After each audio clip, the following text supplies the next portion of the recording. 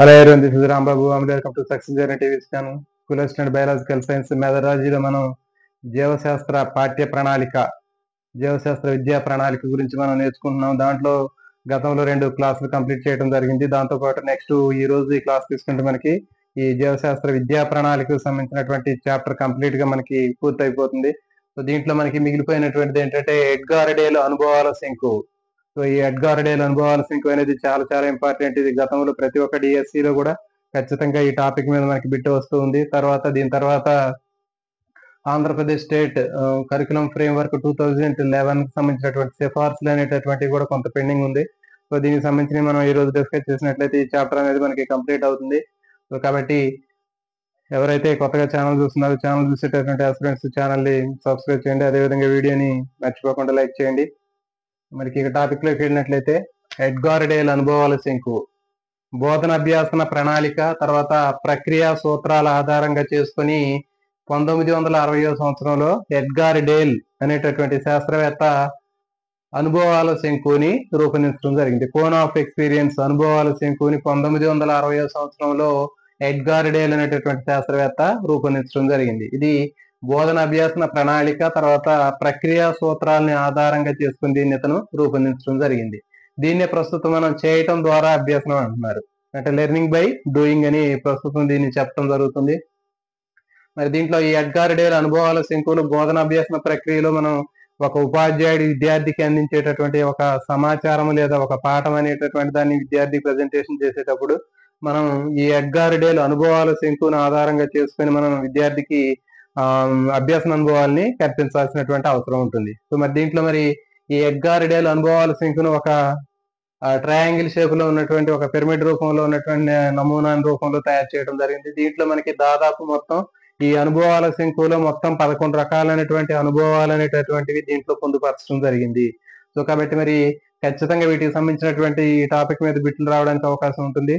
మరి ఈ అనుభవాల శంకులో మొత్తం 11 రకాలైనటువంటి ఈ ఎక్స్పీరియన్సెస్ ఏవైతే ఉన్నాయో అనుభవాలు ఖచ్చితంగా ఇవి మనం కింద నుంచి పైకి 1, 2, 3, 4 ఇట్లా నెంబర్లు 11 అనుభవాలు అనేవి ఉంటాయి. పైనుంచి మనకి కింద కూడా కనిపిస్తూ ఉంటాయి. సో కాబట్టి వీటి మీద ఖచ్చితంగా బిట్లు రావడానికి అవకాశం ఉంటుంది.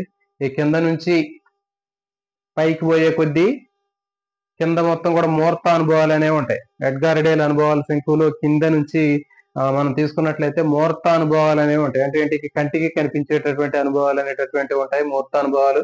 పైకి పోయే కొద్దీ మొత్తం అమూర్త అనుభవాలు అనేవి ఉంటాయి. అంటే ఏంటి, మొత్తం మాటల ద్వారా శబ్దాల ద్వారా నేర్చుకునేటటువంటి అంశాలని అమూర్త అంశాలు అంటారు. కంటికి కనిపించేటటువంటివి అన్నిటిని కొన్ని వస్తువులు, కొన్ని బొమ్మలు, వీటి ద్వారా చెప్పినట్లయితే వాటిని మూర్త అనుభవాలు అంటారు. సో కాబట్టి ఫస్ట్ ఎడ్గార్ డేల్ అనుభవాల శంకులో మనకి మూర్త అనుభవాలు అనేవి శంకు యొక్క పేట భాగంలో ఉంటాయి, కోన్ లో. తర్వాత పైన మొత్తం కూడా అమూర్త అనుభవాలు అనేవి ఉంటాయి.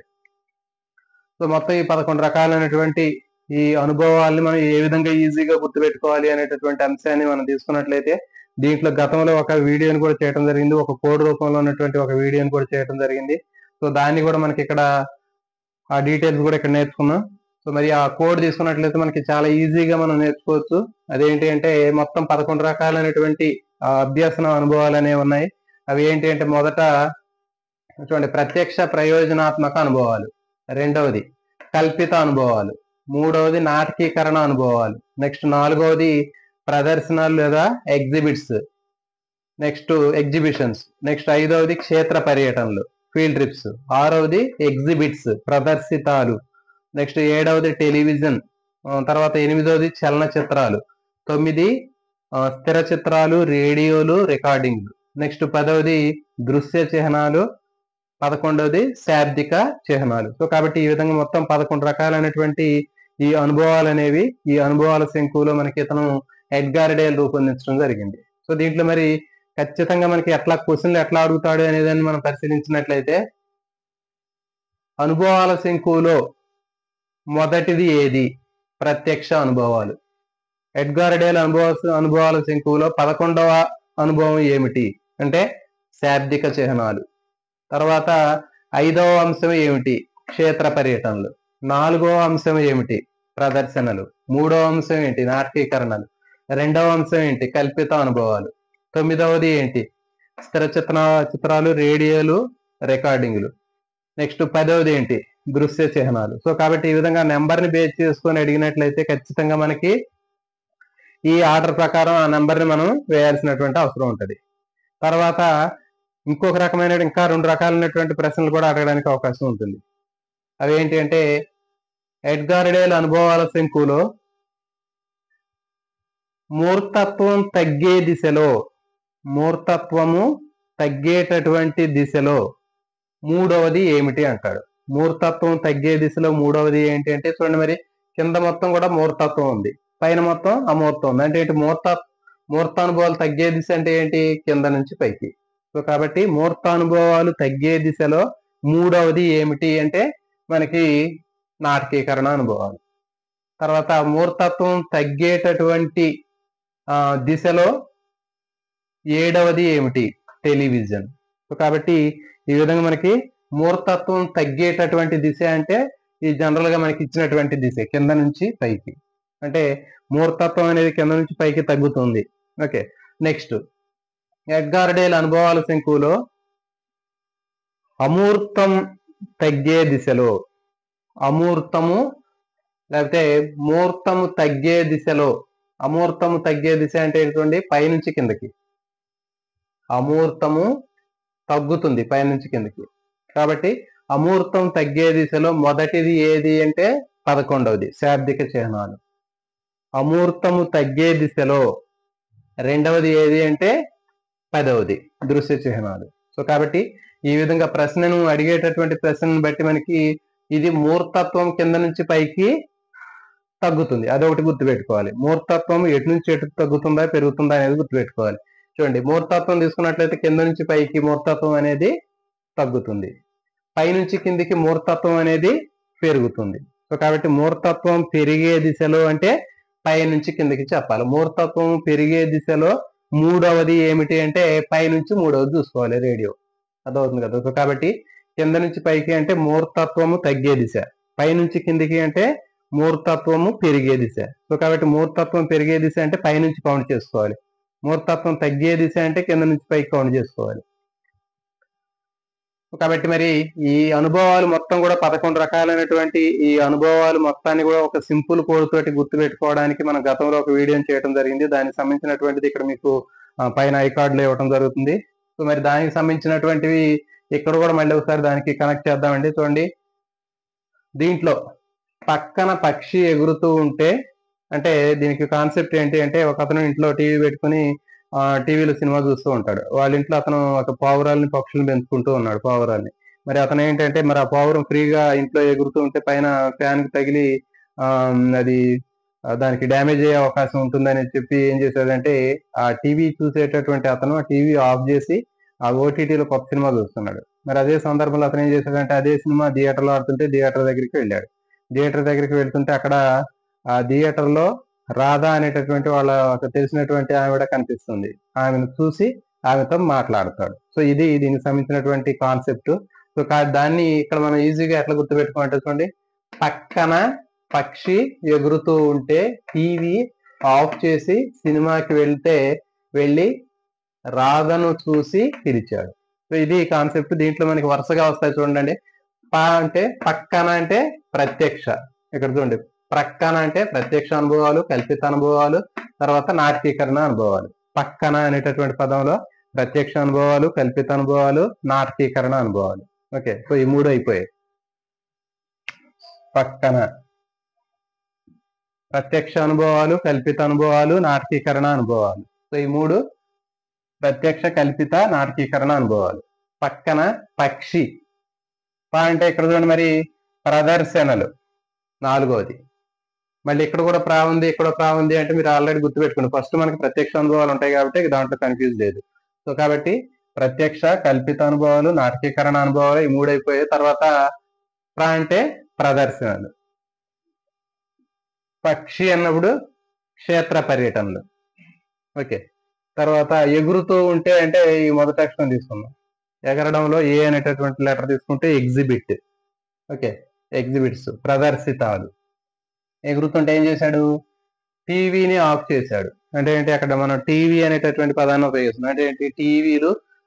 తర్వాత 7వది టెలివిజన్. 7వది. ఆఫ్ చేసి ఏం చేశాడు, సినిమాకి వెళ్ళాడు. నెక్స్ట్ 8వది. సినిమా అంటే ఏంటి, చలనచిత్రం. టీవీ అంటే చలనచిత్రం. సినిమాకి వెళ్తే అక్కడ ఎవరు కనిపించారు, రాధ కనిపించింది. సో అంటే రాధ అంటే ఏంటి, ఇక్కడ చూడండి రేడియో అనేటటువంటి లెటర్ లో RADIO, రేడియో అనేటటువంటి దాంట్లో RADHA, రాధ అని గుర్తుపెట్టుకోండి. అంటే రాధ అంటే రేడియో అనేటటువంటి పదంతో గుర్తుపెట్టుకోండి.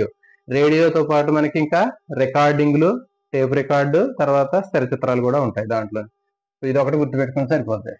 రేడియో అంటే రాధను చూశాడు, చూసి పిలిచాడు. చూడటం అంటే ఏంటి, దృశ్య చిహ్నాలు.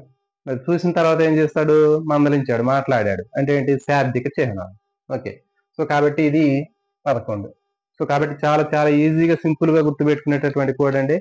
పక్కన పక్షి ఎగురుతూ ఉంటే టీవీ ఆఫ్ చేసి సినిమాకి వెళ్తే అక్కడ రాధను చూసి పిలిచాడు. సో ఇదే సింపుల్ కోడ్ అండి. 11 రకాలైనటువంటి అనుభవాలు మొత్తం కూడా మనకి ఎడ్గార్ డేల్ అనుభవాల శంకువులో మనకి ఒక సింపుల్ కోడ్ తోటి దీన్ని మనం ఈజీగా గుర్తుపెట్టుకోవచ్చు. పక్కన పక్షి ఎగురుతూ ఉంటే టీవీ ఆఫ్ చేసి సినిమాకి వెళ్తే రాధను చూసి మాట్లాడాడు. ఓకే. సో కాబట్టి ఈ విధమైనటువంటి ఈ సింపుల్ కోడ్ తోటి మనం ఈజీగా గుర్తుపెట్టుకోవచ్చు. దీంట్లో మనకి ప్రత్యక్ష అనుభవాల ద్వారా 90% గుర్తుపెట్టుకోవచ్చు అంట. తర్వాత వచ్చేసి కల్పిత నాటకీకరణ అనుభవాల్లో చేసిన దాంట్లో 70% గుర్తుపెట్టుకోవచ్చు. నెక్స్ట్ వచ్చేసి చూడండి ఎగ్జిబిట్స్ ద్వారా 50% గుర్తుపెట్టుకోవచ్చు. తర్వాత క్షేత్ర పర్యటన ద్వారా విన్న దాంట్లో 50% గుర్తుపెట్టుకోవచ్చు అంట. నెక్స్ట్ వచ్చేసి సినిమాలు, రేడియోల ద్వారా 30%, చూసిన దాంట్లో 30% గుర్తుపెట్టుకోవచ్చు. నెక్స్ట్ చూసిన దాంట్లో, చూడటం ద్వారా ఏంటంటే విన్న దాంట్లో 20% గుర్తుపెట్టుకోవచ్చు. నెక్స్ట్ లాస్ట్ది శాబ్దిక చిహ్నాలు అంటే ఏంటి, శబ్దాల ద్వారా మనం నేర్చుకునే దాంట్లో చదివిన దాంట్లో 10% గుర్తుపెట్టుకోవచ్చు. సో కాబట్టి ఈ విధంగా మనకి ఈ ఎడ్గార్ డేల్ అనుభవాల శంకు అనేటటువంటిది మనం ఈ విధంగా గుర్తుపెట్టుకోవచ్చు. దీంట్లో మనకి ఈ పర్సంటేజ్ అనేటటువంటిది పెద్దగా ఇంపార్టెంట్ కాదు. సో కాబట్టి మీరు గుర్తుపెట్టుకోవాల్సింది ఏంటంటే ఎడ్గార్ డేల్ అనుభవాల శంకులో కింద నుంచి పై వరకు ఉన్నటువంటి ఆర్డర్ ఖచ్చితంగా గుర్తుపెట్టుకోవాలి. అది మూర్తం నుంచి పైకి అమూర్తం వచ్చేటటువంటి దిశ. పై నుంచి కిందికి అంటే అమూర్తం నుంచి మూర్తానికి వచ్చేటటువంటి దిశ. మూర్తం నుంచి అమూర్తానికి వచ్చేటటువంటి దిశ. అంటే మూర్తం అనేది ఇది. మూర్తానుభవాల నుంచి ఎక్కువ మూర్తానుభవాల నుంచి తగ్గేటటువంటి దిశ అంటే కింద నుంచి పైకి. మూర్తానుభవాలు పెరిగే దిశ అంటే పై నుంచి కిందకి. సో కాబట్టి ఎలాంటి కన్ఫ్యూజ్ లేకుండా జనరల్ గా అడిగితే ఎన్నో నెంబరు ఎన్నోది అంటే మనం ఈ నెంబర్ ప్రకారం వేయాలి. అట్లా కాకుండా మూర్తం పెరిగే దిశ, మూర్తత్వం తగ్గే దిశ, అమూర్తం తగ్గే దిశ, అమూర్తం పెరిగేటటువంటి దిశ అనేటటువంటిది అడిగితే దాన్ని బట్టి మనం రాసుకోవాలి. ఇది మూర్తత్వం ఎక్కువగా ఉంటది, ఇక్కడ అమూర్తం ఎక్కువగా ఉంటది. అమూర్త అనుభవాలు ఉంటాయి ఇక్కడ. సో కాబట్టి మూర్తం నుంచి అమూర్తానికంటే కింద నుంచి పైకి, అమూర్తం నుంచి మూర్తం అంటే పై నుంచి కిందకి. సో కాబట్టి ఈ విధంగా గుర్తుపెట్టుకోవచ్చు. సో ఇప్పుడు మనం ఒక్కొక్క దాని గురించి మనం డీటెయిల్ గా నేర్చుకుందాం. సో ముందు ఫస్ట్ ప్రత్యక్ష ప్రయోజనాత్మక అనుభవాలు. బోధనాభ్యాసం ప్రక్రియలో విద్యార్థికి ముఖ్యంగా ఫస్ట్ మనం కల్పించాల్సినటువంటి అనుభవాలు ఏంటంటే ప్రత్యక్ష అనుభవాలు, ప్రయోజనాత్మక అనుభవాలు. ఇది మొదట ఉంటుంది ఎడ్గార్ డేల్ అనుభవాల శంకులో. ఒక ఉపాధ్యాయుడు తరగతి గదికి వెళ్ళిన తర్వాత విద్యార్థికి ముందు తాను అందించేటటువంటి అభ్యసన అనుభవాల్లో మొదట ఉపయోగించాల్సినటువంటిది ప్రత్యక్ష ప్రయోజనాత్మక అనుభవాలు. ఒకవేళ అది అందుబాటులో లేకపోతే దాని తర్వాత కల్పిత అనుభవాలు, దాని తర్వాత నాటకీకరణ అనుభవాలు. సో ఈ విధంగా మనకి మూర్తత్వం నుంచి క్రమంగా అమూర్తత్వం ఉన్నటువంటి అభ్యసన అనుభవాల్ని పరిచయం చేయాలి. కానీ జనరల్ గా అందరూ ఏం చేస్తారంటే అమూర్తం లాస్ట్ లో ఉన్నటువంటిది శాబ్దిక చిహ్నాలు ఏవైతే ఉన్నాయో దాన్ని ఉపయోగిస్తూ ఉంటారు. అంటే ఓవరాల్ గా మాటల ద్వారా చెప్తూ ఉంటారు. సో కాబట్టి అది సరైనటువంటి పద్ధతి కాదు.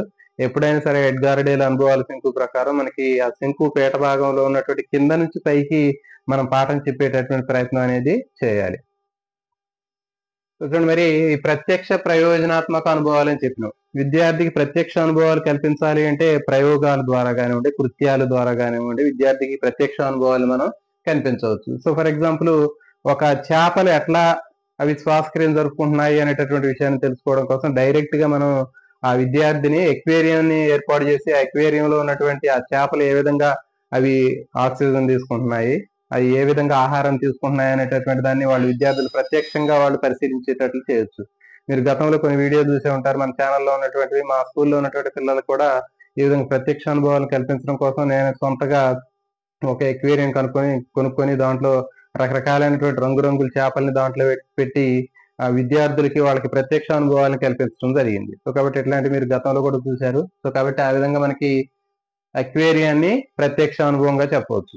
తర్వాత వచ్చి ఇంకా చూడండి, అంటు కట్టడం. విద్యార్థులకి అంటు కట్టడం ఎట్లా ఏంటి అనేటటువంటిది విద్యార్థులకి సొంతగా మనమే దగ్గర ఉండి విద్యార్థుల చేత అంటు కట్టించవచ్చు. రకరకాలైనటువంటి మొక్కల్లో ఏ విధంగా అంటు కట్టవచ్చు అనేటటువంటిది వాళ్ళతోటి పర్సనల్ గా వాళ్ళతోటి చేపించవచ్చు. సో కాబట్టి ఇది ప్రత్యక్ష అనుభవాలుగా చెప్పవచ్చు. తర్వాత వచ్చేసి ముళ్ళపందికి సంబంధించినటువంటి ముళ్ళు నేను గ్యాదర్ చేశాను. ఆ ముళ్ళు దాదాపు చాలా పొడవుగా ఉంటుంది. ఒక 10-15 సెంటీమీటర్స్ ఎంత ఉంటుంది. చాలా షార్ప్ గా ఉంటుంది. మరి ఆ ముళ్ళుని మనం డైరెక్ట్ గా టీవీలో కానీ ఫోన్ లో కానీ అక్కడ చూసినప్పుడు వచ్చేటటువంటి ఎక్స్పీరియన్స్ కంటే పర్సనల్ గా దాన్ని పట్టుకొని చూడడం వల్ల వచ్చేటటువంటి ఎక్స్పీరియన్స్ చాలా గొప్పగా ఉంటుంది. సో కాబట్టి విద్యార్థులు ప్రతి ఒక్కళ్ళు కూడా ఆ ముళ్ళుని దాన్ని టచ్ చేసి ఎంత షార్ప్ గా ఉంది అనేటటువంటి దాన్ని పర్సనల్ గా ఎక్స్పీరియన్స్ చేస్తూ ఉంటారు. సో కాబట్టి ఈ విధంగా కొన్ని జంతువులకు సంబంధించినటువంటి ఇట్లాంటి మనకి రేర్ గా దొరుకుతూ ఉంటాయి. అలాంటి కలెక్షన్ దొరికినప్పుడు విద్యార్థులకి వాటిని ప్రత్యక్షంగా చూపించడం ద్వారా వాళ్ళు ఎక్కువ ఉత్సాహంగా నేర్చుకోవడానికి అవకాశం ఉంటుంది.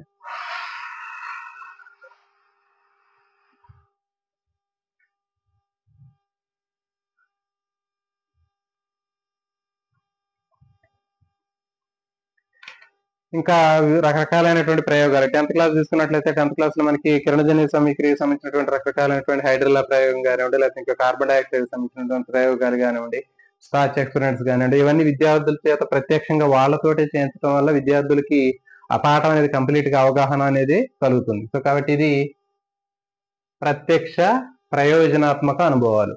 సో కాబట్టి ఎడ్గార్ డేల్ అనుభవాల శంకువులో ఆ శంకు యొక్క పేట భాగంలో ఉండేటటువంటి మొదటి అనుభవాలు ప్రత్యక్ష అనుభవాలు, తర్వాత ప్రయోజనాత్మక అనుభవాలు.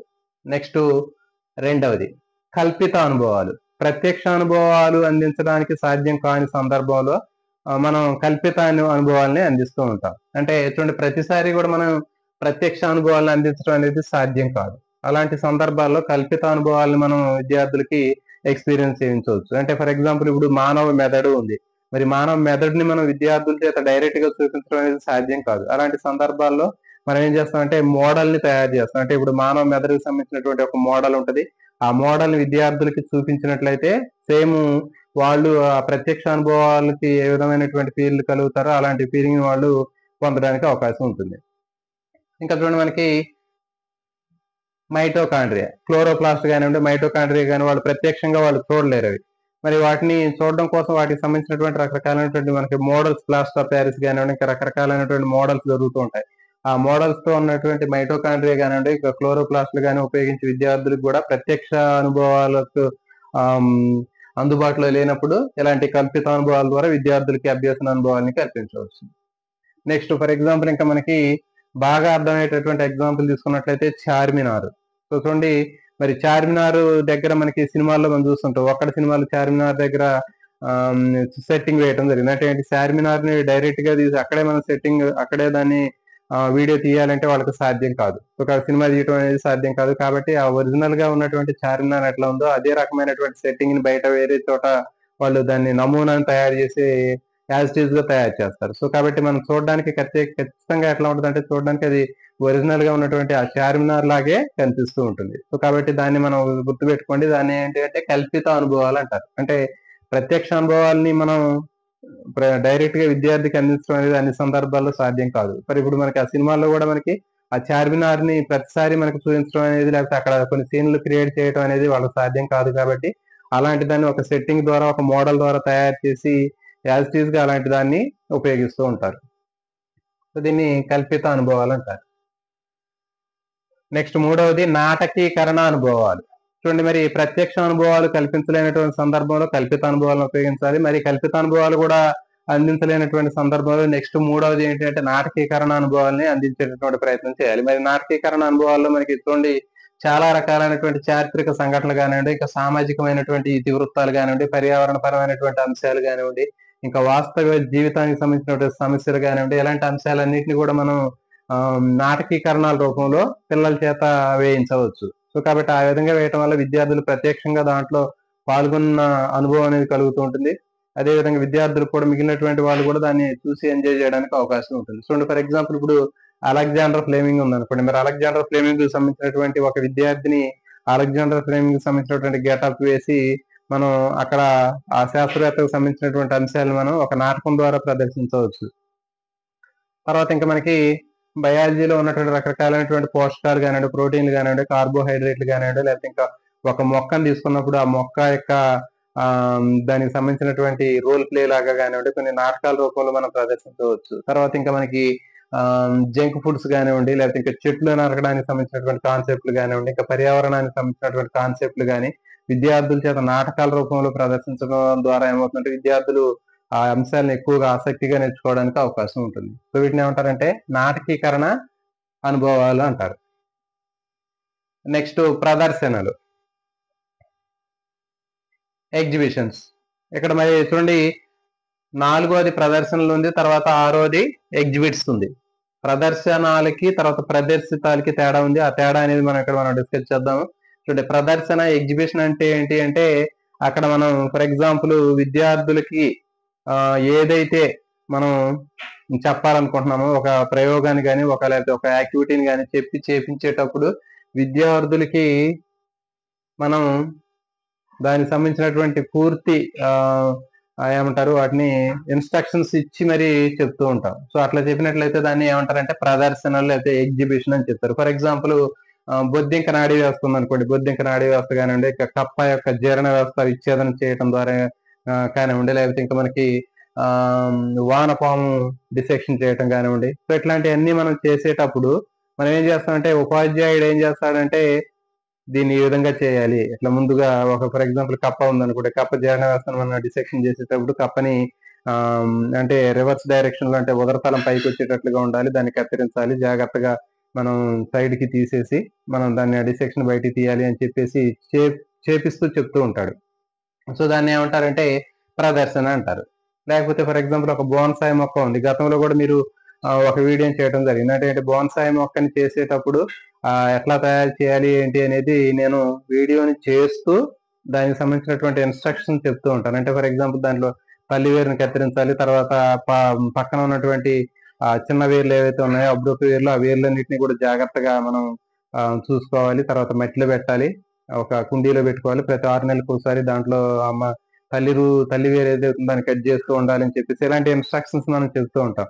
సో ఇన్స్ట్రక్షన్ చెబుతూ ఒక ఎక్స్పెరిమెంట్ ని చేసి చూపించినట్లయితే దాన్ని ఏమంటారంటే ప్రదర్శన లేదా ఎగ్జిబిషన్ అంటారు. గుర్తుపెట్టుకోండి, ఇక్కడ ఎవరైతే చెప్తున్నారో ఆ చేసుకుంటూ చెప్తూ ఉంటాడు. ఇది ఎట్లా చేయాలి, దాన్ని అట్లా చేయాలి అనేటటువంటి దాన్ని ఒక ఎక్స్పెరిమెంట్ ని కానీ లేకపోతే ఒక యాక్టివిటీని కానీ చేసి చూపిస్తూ చెప్తూ ఉంటారు. సో దాన్ని ఏమంటారంటే ప్రదర్శన లేదా ఎగ్జిబిషన్ అని చెప్తారు.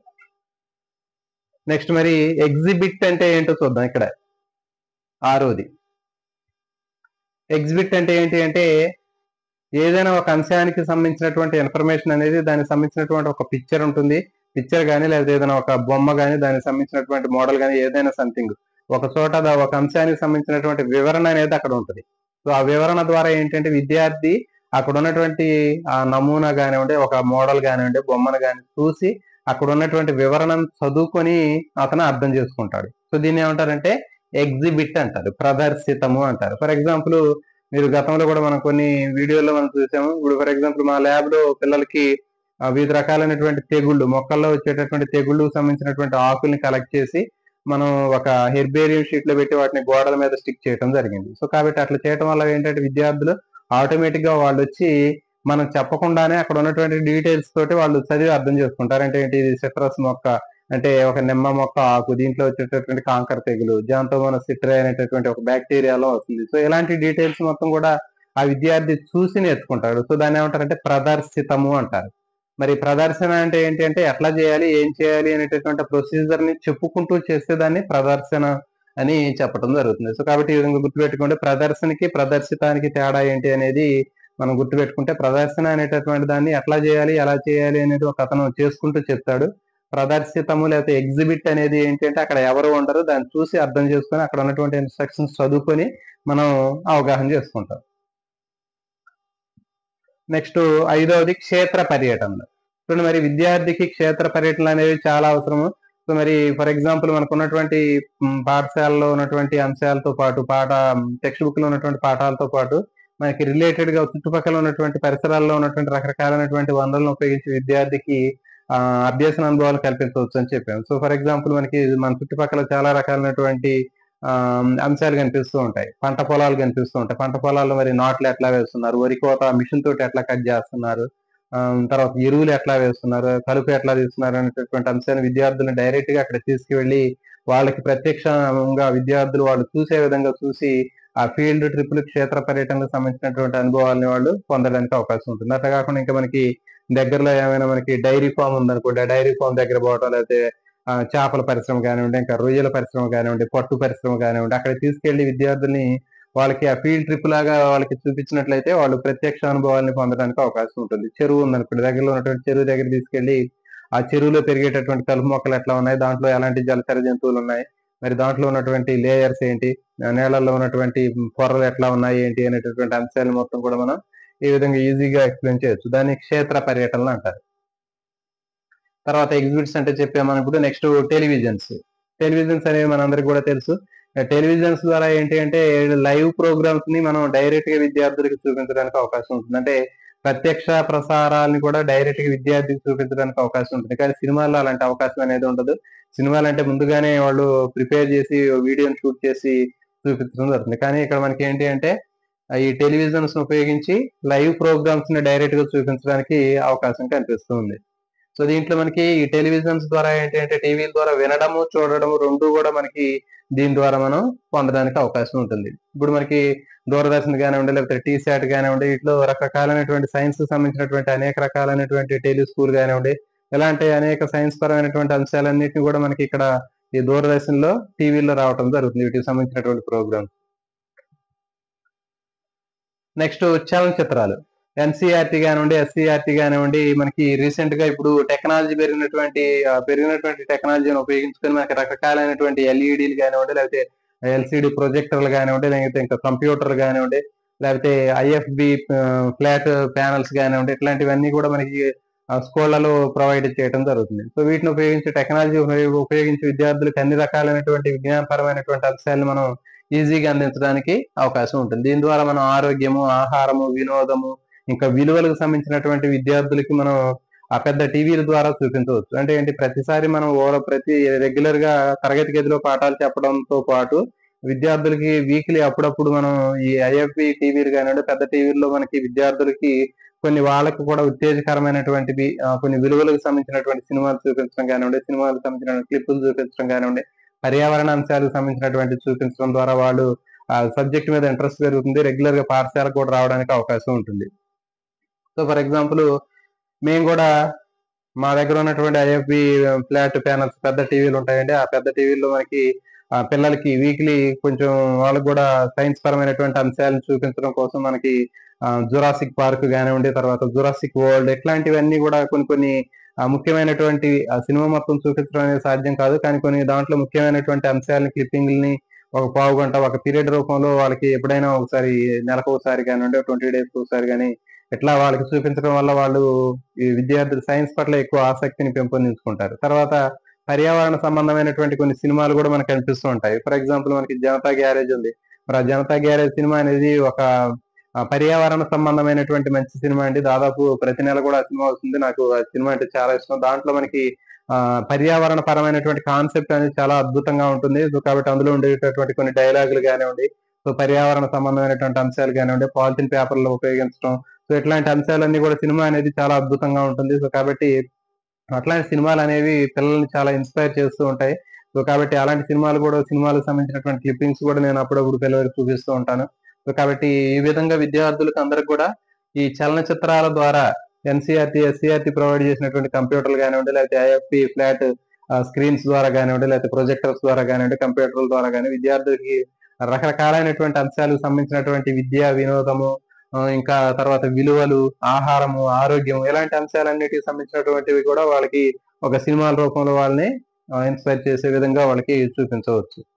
నెక్స్ట్ స్థిర చిత్రాలు తీసుకున్నట్లయితే దీంట్లో మనకి స్థిర చిత్రాలు, రేడియోలు, రికార్డింగ్లు. సో దీంట్లో మనకి స్థిర చిత్రాలు తీసుకున్నట్లయితే బొమ్మలు ఉంటాయి. అంటే ఫర్ ఎగ్జాంపుల్ కణ విభజన ఏ విధంగా జరుగుతుంది అనేటటువంటిది ఒక చార్ట్ బొమ్మ రూపంలో మనం చూపించవచ్చు.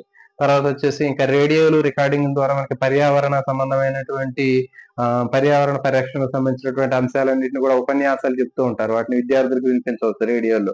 సో కాబట్టి ఇది స్థిర చిత్రాలు, రేడియోలు, రికార్డింగ్లు. నెక్స్ట్ దృశ్య చిహ్నాలు.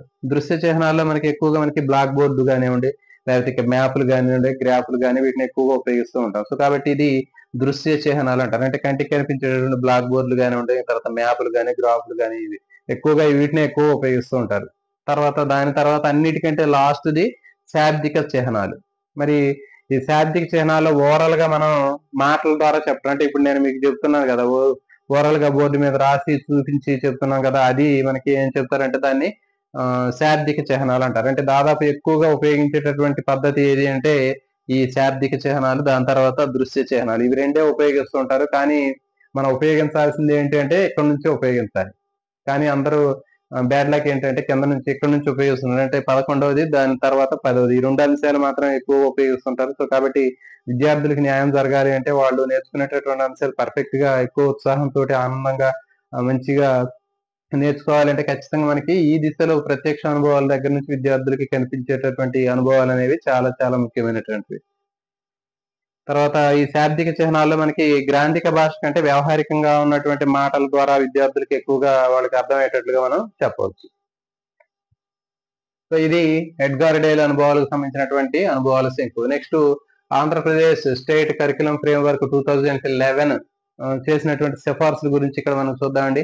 చూడండి, మరి తెలంగాణలో కానీ ఏపీలో కానీ తీసుకున్నట్లయితే ప్రస్తుతం ఉన్నటువంటి విద్యా వ్యవస్థ అనేటటువంటిది సిస్టమ్ అనేది ఎట్లా ఉంది ఏంటి అనేది తీసుకున్నట్లయితే మొత్తం బాల కార్మికులు కానివ్వండి, ఇంకా బడి బయట ఉన్నటువంటి పిల్లలు కానివ్వండి, తర్వాత ఇంకా నాణ్యత లోపం కలిగినటువంటి విద్యా వ్యవస్థ కానివ్వండి, ఇంకా జవాబుదారీతనం లోపించడం కానివ్వండి, తర్వాత టీచింగ్ లెర్నింగ్ ప్రాసెస్ బోధనాభ్యాసన పద్ధతుల్లో మనకి మెకానికల్ యాంత్రికంగా ఉండటం, తర్వాత పుస్తకాల బరువు ఎక్కువగా ఉండటం, పిల్లవాళ్ళకి స్ట్రెస్, ఆందోళన, మార్కులు, తర్వాత వెనకబడినటువంటి తరగతులకు సంబంధించినటువంటి గిరిజన అల్పసంఖ్యాక విద్యార్థులకి వాళ్ళకి విద్యలో సమానమైనటువంటి అవకాశాలు లేకపోవడం, ఇట్లాంటి బోలెడన్ని అనేక రకాలైనటువంటి అంశాలనే మనకి విద్యా వ్యవస్థలో మనకి కనిపిస్తూ ఉన్నాయి. సో వీటి మీద పరిశీలన కోసం కొన్ని సిఫార్సులు అనేవి చేయడం జరిగింది. నేషనల్ ఎడ్యుకేషన్ పాలసీ, జాతీయ విద్యా విధానం, నేషనల్ కరికులం ఫ్రేమ్వర్క్ 2005 భారరహిత విద్యా విధానాన్ని రూపొందించడం జరిగింది. అంటే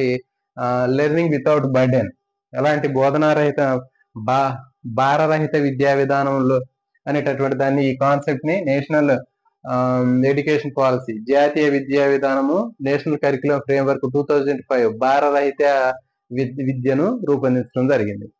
లెర్నింగ్ వితౌట్ బర్డెన్. సో దీన్ని బట్టి ఏంటి అంటే బట్టి విధానం అనేది విద్యార్థులకి పెంపొందించకూడదు. అంటే విద్యార్థులకి ఏదైనా ఒక అంశాన్ని చెప్పి వాళ్ళు దాన్ని అదే పనిగా బట్టి పట్టడం, లేకపోతే అదే పనిగా చదవడం, పదే వల్ల వేయటం, ఇట్లాంటివి చేయకూడదని చెబుతుంది. నెక్స్ట్ అర్థవంతంగా చదువుకోవాలి, విద్యార్థి చదువుకునేది అర్థవంతంగా ఉండాలి, నిజ జీవితంలో ఉపయోగపడే విధంగా ఉండాలి అనేటటువంటి అంశాన్ని కూడా చెప్పడం జరిగింది. తర్వాత విద్యార్థులు ఒత్తిడి కానివ్వండి, మార్కుల్ని కానీ ఏ విధంగా అధిగమించాలి అనేటటువంటి అంశం మీద వీళ్ళు ఫోకస్ చేయడం జరిగింది.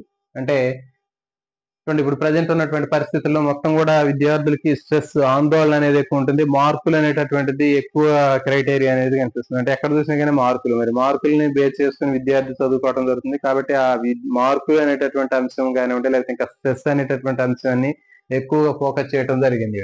నెక్స్ట్ ఉచిత నిర్బంధ విద్యా హక్కు చట్టం, RTE act, right to compulsory education act 2009 ఇది. దీని తర్వాత national curriculum framework for teacher education, NCFWTE, national curriculum framework for teacher education. దీన్ని రూపొందించింది national council for teacher education, NCTE. NCTE అనేటటువంటి national council for teacher education అనేటటువంటి ఆ సంస్థ NCFWTEని రూపొందించడం జరిగింది, national curriculum framework for teacher education. So దీన్ని రూపొందించడం NCTE చేసింది. దీని ప్రకారం ఏంటి అంటే చూడండి, భారరహిత విద్యా విధానం కానివ్వండి, లేకపోతే నేషనల్ కరికులం ఫ్రేమ్వర్క్ 2005 కానివ్వండి, లేకపోతే నిర్బంధ ఉచిత విద్య RTA right to compulsory education 2009 కానివ్వండి, లేకపోతే national curriculum framework for teacher education కానివ్వండి, విద్యా వ్యవస్థలో మొత్తం కూడా సంస్కరణలు తీసుకురావడానికి వీళ్ళు ఈ అన్ని సంస్థలు కూడా ముందుకు రావడం జరిగింది. Learning without burden, national curriculum framework 2005, right to compulsory education RTE act 2009, తర్వాత national curriculum framework for teacher education. So ఇవన్నీ కూడా విద్యా వ్యవస్థలో విద్యా ప్రణాళికలో సంస్కరణలు చేయడానికి వీళ్ళు ముందుకు రావడం జరిగింది. సో మరి వీళ్ళు ఏం చేశారు అంటే జాతీయ స్థాయిలో సబ్జెక్టు సంబంధించినటువంటి ఎక్స్పర్ట్స్ కానివ్వండి, లేకపోతే ఇంకా ఉపన్యాసకులు కానివ్వండి, ఇంకా టీచర్స్ కానివ్వండి, తర్వాత ఇంకా స్వచ్ఛంద సంస్థలో ఉన్నటువంటి సభ్యులు కానివ్వండి, లేకపోతే యూనివర్సిటీ సంబంధించినటువంటి ప్రొఫెసర్లు కానివ్వండి, ఇంకా వీళ్ళందరినీ ఉపయోగించి వీళ్ళందరినీ కూడా గ్యాదర్ చేసి ఒక సలహా సంఘాన్ని, ఒక స్టీరింగ్ కమిటీని రూపొందించడం జరిగింది.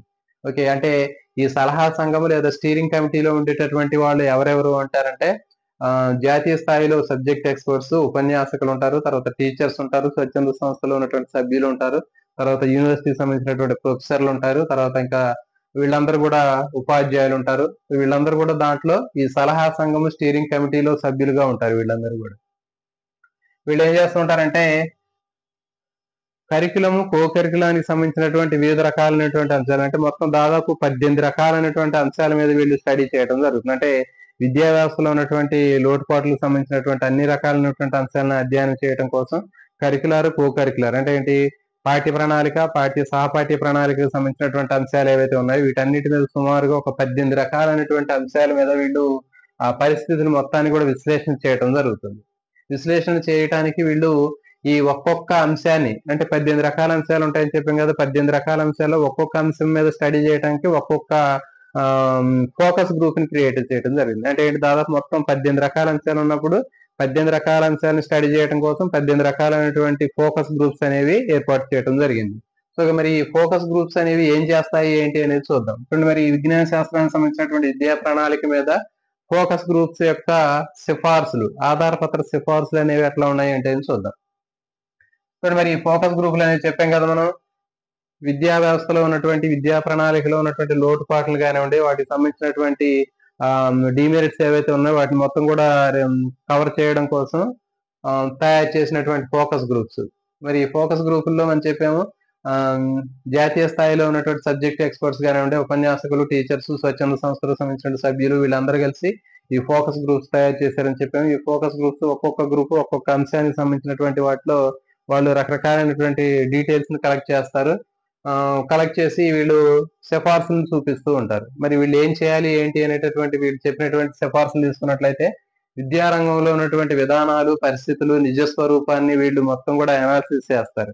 అంటే విద్యారంగంలో ఉన్నటువంటి విధానం ఏ విధంగా ఉంది, తర్వాత పరిస్థితులు ఎట్లా ఉన్నాయి, తర్వాత నిజ స్వరూపం ఎట్లా ఉంది, విద్యార్థి చదవగలుగుతున్నాడా లేదా, పరీక్షా విధానం ఎట్లా ఉంది, ఎవాల్యుయేషన్ ఎట్లా ఉంది, సిలబస్ ఎట్లా ఉంది, ఇట్లా కో కరికులర్ యాక్టివిటీస్ ఎట్లా ఉన్నాయి. సో ఈ విధంగా అన్ని రకాలైనటువంటి అంశాల మీద వీళ్ళు ఆ ఫోకస్ గ్రూపులు ఒక్కొక్క అంశం మీద ఒక్కొక్క ఫోకస్ గ్రూప్ మొత్తం వాళ్ళు స్టడీ చేయటం జరుగుతుంది. స్టడీ చేసి వాళ్ళు ఏం చేశారు, కొన్ని సిఫార్సులు కూడా చేశారు. మరి చేయాల్సినటువంటి సంస్కరణలు, ప్రణాళికల్ని వీళ్ళు విద్యా ప్రణాళిక రూపకర్తలకు కానివ్వండి, లేకపోతే ఇంకా పుస్తక రచయితలకు కానీ సూచనలు ఇస్తారు. అంటే వీళ్ళు ఇచ్చినటువంటి సూచనల సలహాల ప్రకారం నెక్స్ట్ మళ్ళీ ఆ విద్యా ప్రణాళిక ఏదైతే ఉందో ఆ కరికులంలో మార్పులు అనేవి రావటం జరుగుతుంది. దాన్ని బట్టి బేస్ చేసుకుని ఆ కరికులంలో చేంజెస్ అనేవి చేయటం జరుగుతుంది. మరి వీళ్ళు చెప్పినటువంటి సూచనలు ఏంటి అంటే, విద్యా ప్రణాళిక అనేటటువంటిది నిజ జీవితంలో ఒక ముఖ్యమైనటువంటి భాగంగా ఉండాలి. అంటే విద్యార్థి తన నిజ జీవితంలో నేర్చుకునే విధంగా ఉండాలి. విద్యార్థి నేర్చుకునేటటువంటి పాఠ్యాంశాలు నిజ జీవితంలో ఉపయోగపడే విధంగా ఉండాలి. తర్వాత జ్ఞాన ప్రమాణంగా ఉండాలని చెప్తుంది. అంటే ఏంటి, ఏజ్ ని బేస్ చేసుకుని ఉండాలి. అంటే విద్యార్థి ఫర్ ఎగ్జాంపుల్ వాడి యొక్క వయసుని బట్టి ఆ పాఠాల యొక్క కాఠిన్యం అనేది ఉండాలి. ఫర్ ఎగ్జాంపుల్ గతంలో కూడా మనం చెప్పాం, కిరణజన సమయక్రియ అనుకోండి, వాడి ఏజ్ 6th 7th వాడి స్టాండర్డ్ ని బట్టి ఆ టాపిక్ ఇవ్వాలి. అదే 10th క్లాస్ అయితే ఇంకొంచెం స్టాండర్డ్ ఎక్కువగా ఉంటుంది, ఇంటర్మీడియట్ అయితే ఇంకొంచెం డెప్త్ గా ఉంటుంది. సో కాబట్టి ఈ విధంగా మనకి జ్ఞాన ప్రమాణాన్ని ఏజ్ ని ఆధారంగా చేసుకొని అక్కడ అందించాలి. నెక్స్ట్ ప్రక్రియ, క్రియేటివిటీ, అంటే ఎంతవరకు కూడా విద్యార్థి ఉపాధ్యాయుడు చెప్పేటటువంటి పాఠ్యాంశాలు తరగతి గదిలో బట్టించే విధంగా ఉండకుండా కొన్ని యాక్టివిటీ బేస్డ్ గా కానివ్వండి, క్రియేటివిటీ బేస్డ్ గా కానీ ఇట్లాంటివి విద్యార్థికి అందించాలి అనేటటువంటి సిఫార్సులు చేయడం జరిగింది. నెక్స్ట్ నైతికత, నీతి, నిజాయితీ, సహకారము ఇట్లాంటివి, ఓర్పు ఇట్లాంటి అంశాలన్నీ కూడా విద్యా వ్యవస్థలో వీళ్ళు రూపొందించాలనేటటువంటి అంశాన్ని కూడా వీళ్ళు నైతికతకు సంబంధించినటువంటి అంశాలని వీళ్ళు సూచించడం జరిగింది. నెక్స్ట్ ప్రాంతీయత, కుల, మత, జాతి, వర్గ విభేదాల ఆధారంగా విద్యా వ్యవస్థ అనేది ఉండకూడదు అనేది వీళ్ళు చెప్పడం జరిగింది. అంటే విద్యార్థుల రిజర్వేషన్ కానివ్వండి, పిల్లలు దానికి సంబంధించినటువంటి కుల, జాతి, మత, ప్రాంతీయ, వర్గ విభేదాల ఆధారంగా ఎడ్యుకేషన్ అనేది ఉండకూడదు అనేటటువంటి సిఫార్సులు కూడా చేయడం జరిగింది. నెక్స్ట్ ఇంకా సైన్స్ కార్నర్స్, సైన్స్ కిట్స్ మారుమూల ప్రాంతాల్లో ఎక్కడైతే ప్రయోగశాలలు తర్వాత అందుబాటులో లేనటువంటి ప్రాంతాలు ఉంటాయి, అలాంటి ప్రాంతాల్లో సైన్స్ కార్నర్స్ కానివ్వండి, సైన్స్ కిట్స్ కానీ రూపొందించినట్లయితే విద్యార్థుల్లో అక్కడ శాస్త్రీయ దృక్పథం పెంపొంది సైన్స్ పట్ల ఆసక్తిని పెంపొందించుకోవడానికి అవకాశం ఉంటుంది. ఇంకా మారుమూల ప్రాంతాల్లో ఇన్ఫర్మేషన్ అండ్ కమ్యూనికేషన్ టెక్నాలజీ ఐసీటీకి సంబంధించినటువంటి కూడా మారుమూల ప్రాంతాల్లో ప్రవేశపెట్టినట్లయితే వాళ్ళలో కూడా ఈ శాస్త్ర సాంకేతిక పరమైనటువంటి అంశాలు కూడా వాళ్ళకి అర్థమయ్యి విజ్ఞాన శాస్త్రం పట్ల ఆసక్తి పెరిగే అవకాశం ఉంటుంది. సో ఇది ఈరోజు టాపిక్ అండి. మరి దీంతో మనకి చాప్టర్ కంప్లీట్ అయిపోతుంది. ఇది అయిపోయిన తర్వాత నెక్స్ట్ మళ్ళీ వీటికి సంబంధించినటువంటి ప్రాక్టీస్ వీటిని చేసే ప్రయత్నం చేద్దాం. మరి నెక్స్ట్ ఈ చాప్టర్ అయిపోయిన తర్వాత నెక్స్ట్ ఇంకో చాప్టర్లో మళ్ళీ కలుద్దాం. అంతవరకు ఎవరైతే ఛానల్ కొత్తగా చూస్తున్నారో ఛానల్ మర్చిపోకుండా ఛానల్ సబ్స్క్రైబ్ చేయండి. అదేవిధంగా వీడియోని లైక్ చేయండి. తర్వాత మీ ఫ్రెండ్స్కి షేర్ చేయండి. జై హింద్.